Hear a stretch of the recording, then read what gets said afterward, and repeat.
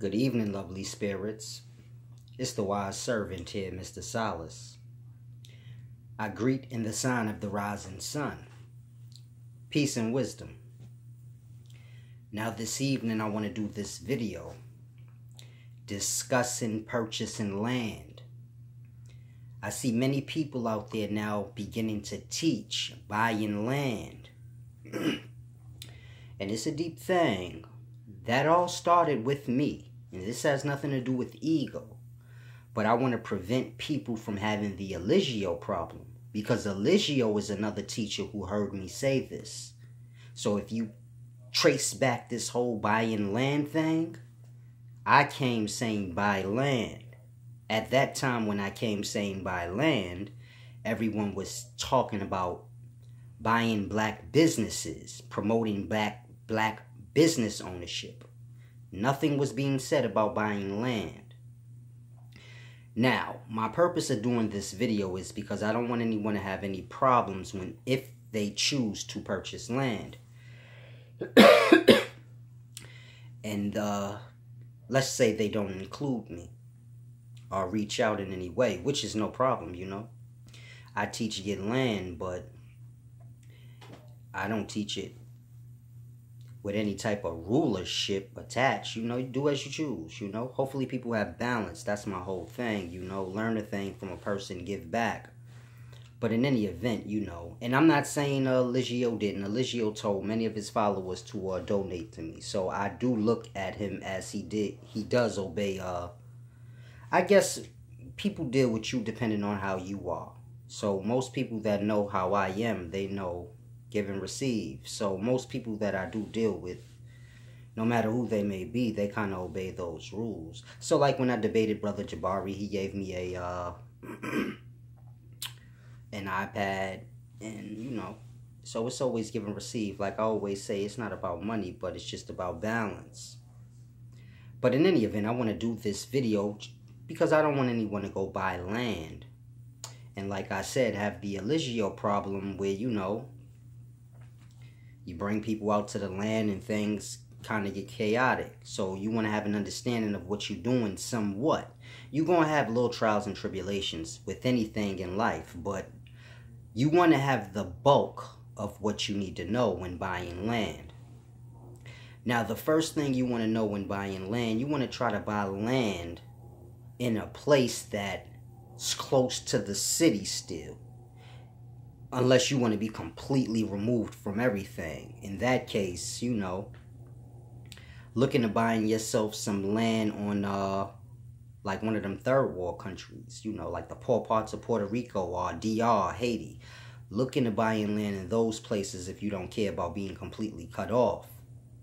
Because you can get cheap deals and you can get large amounts of land, you know. But as I teach, you know, get you some land that's still close to the city.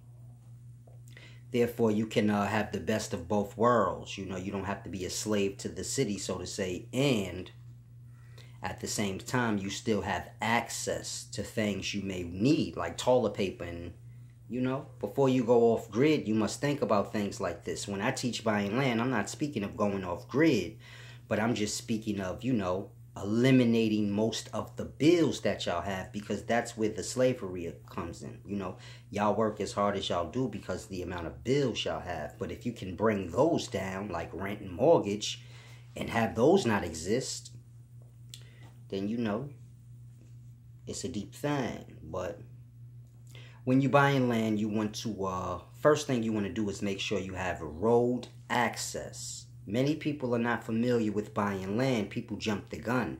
They hear things I teach and then they kind of jump the gun, but they don't have all the information that they truly need. But the main thing you want to do is make sure you have road access. Now, what is road access? Basically getting off your land. If your land is behind someone else's land and their land leads to the road, well, then they can make you pay to, you know, cross through their land. So it's a deep thing. When you buying land, you want to make sure you always have road access from your land, lest you're going to have to build a road, and that's going to cost a lot. or you're going to be stuck paying somebody to pass through their land, because most people ain't going to let you build a road through their land so you can get off. So it's a deep thing. This is if you plan on leaving off your land. So you want to try and make sure you have road access always. The next thing you want to try to do is make sure that you know if you have mineral rights and things like this. When you're buying the land, make sure that the mineral rights is included, meaning if your land should have any minerals or valuables on it, oil, gold, whatever. You want to make sure you have the rights to those. Many times people buy land and they don't have the mineral rights. Therefore, they discover oil or something on their land and that wasn't a part of the purchase. So when you buying land, you want to make sure you have mineral rights. Therefore, you can make money off your land if you do have any resources on it. Someone have to pay you to access your land so you can rent out access to your land for maybe, let's say, a year to a company. And, you know, they'll come to your land, get the minerals that they want from your land, paying you for that period of time of use. And then, you know, so it's many different things you can do with the land if you understand how land works. But you want to make sure you have road access. You want to make sure you have mineral rights. Also, you want to look into things like the watering system and the power system. Is this already set up on the land?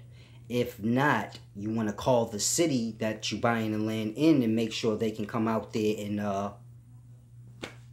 hook that up for you and find out how much this is going to cost. The same with water.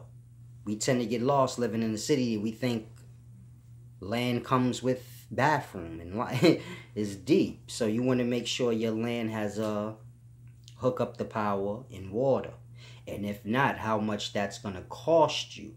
And if you can somehow include that into the purchase, you know, may subtract it from the purchase, or maybe they can go half and half with you. Because a lot of times when people are selling land, they ain't really worrying about every drop of dime. I mean, as long as you pay most of it, it's like a car, you know. Everything is always a bargain. Not a bargain, but not a debate. I'm sorry, the word slipped my mind. But everything is always, I know y'all know what I'm talking about. When you go back and forth with a person over the cost of something. And then y'all come to an agreement. It's right on the tip of my tongue. But everything boils down to that. So the main thing you want to do is just make sure you have road access, mineral rights. You want to make sure you got your power and your water situated, because that's important. Then after that, you want to look into the land. You want to try to buy land that has a lot of trees, because this is wood. This is resource. You can make money for that. You know, trees probably go for about $3,500, depending on how big the tree is. Now, you don't have to get lost and say, oh, you're chopping down trees. Trees fall over and die on their own, so you just have to grasp. But you want to buy land that's full of trees if possible, and then just clear away a space for yourself. But as many trees as you can have is a good thing. And then you have to remember, all trees have like fruit, and beans and nuts and all different kind of things we don't even pay attention to. Syrup, all types of things. Trees, every tree has some type of quality, or you know, something that it produces. So it's a deep thing. You want to make sure you have trees and things like that on the land. If not, you know, if there are no trees, then you want to make sure you're not overpaying for the land. Perfect example, let's say the land is bare, it has no trees. You're buying 5 acres of land. Now, an acre of land usually costs about $1,000, depending on location. If you like talking New York, no. But maybe like upstate deep in New York in the country, yeah. So usually land is about $1,000 an acre if you know, farther away from the city. Now let's say the land that you're purchasing has no trees, it's just bare land. You want to try to get it for around $1,000 an acre. You don't want to be paying $2,000 to $3,000 an acre for land that don't have no, you know? So it's a deep thing. You want to look into little things like that. I may be forgetting to mention certain other little things, but like I said, anyone that's looking to purchase land, reach out. I have many people that do, though. I have a few people, about 3. No, that's way too many. I say about 55 people that reached out to me and bought land and things, and I gave them the rundown of what they needed to know. It would have been cool if Eligio would have hollered at me, Eligio Nature Boy, before he went over to Panama. I think he did, though, and he asked me to go. I'm not sure, but I believe he did holler at me before he, I know I spoke to him before he left. And I wish he would have hollered at me about that, and I could have gave him some good knowledge on, you know, what to do out there, because he had them people with him. You know, it's a deep thing. They could have bought, you know, some land out there, maybe like 5 acres or something. You know, and then begin to build. You know, don't just be out there running around the forest, but build up a heaven for yourself, you know, and begin to till the land and get things together. So you figure around to now, they would have been there for a little while, or when they left all the way to now, you know, they would have probably had, you know, a nice little living place for themselves, fenced off out there, doing them, living how they, you know, it would have been a beautiful thing. But Eligio just went. I don't think he really knew the rules, the laws there, what can be done, what can't. So a lot of these things is important when you leaving the country, so to say, you know, going way out of your jurisdiction. You kind of want to know laws and things change. Things get a little different. So you just want to make sure little things like that.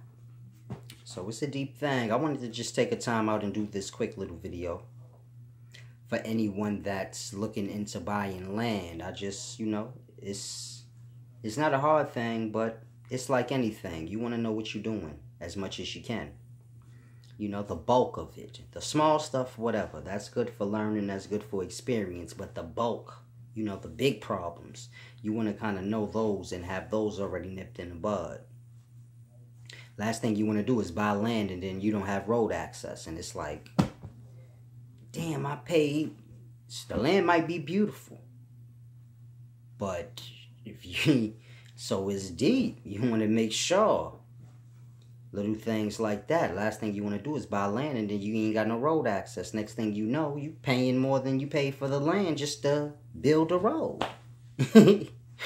It's deep. You have people in these problems, then they be like, man, buying land ain't shit. I hate, fuck, don't buy land. But it's because they don't know what they doing. And this is with anything. If you don't know what you're doing, it's like many of y'all may look at the Eligio situation when he went to Costa Rica and y'all may say, man, I ain't never. But it's just, it's the person, the people, whoever does, you know, you have to know what you're doing somewhat. So it's a deep thing. You can't let others' fails, or however you want to view it. Because I don't view Eligio's situation as a fail, you know. He did what he did. I respect it, you know. He took a chance. And it's deep. But y'all just try to focus out, man. Know all you can know before you dive into a thing. You know, try to know what you're doing. It's a deep thing. In any event, it's the wise servant here, Mr. Solace. I'm going to go ahead and sign out. Peace and wisdom.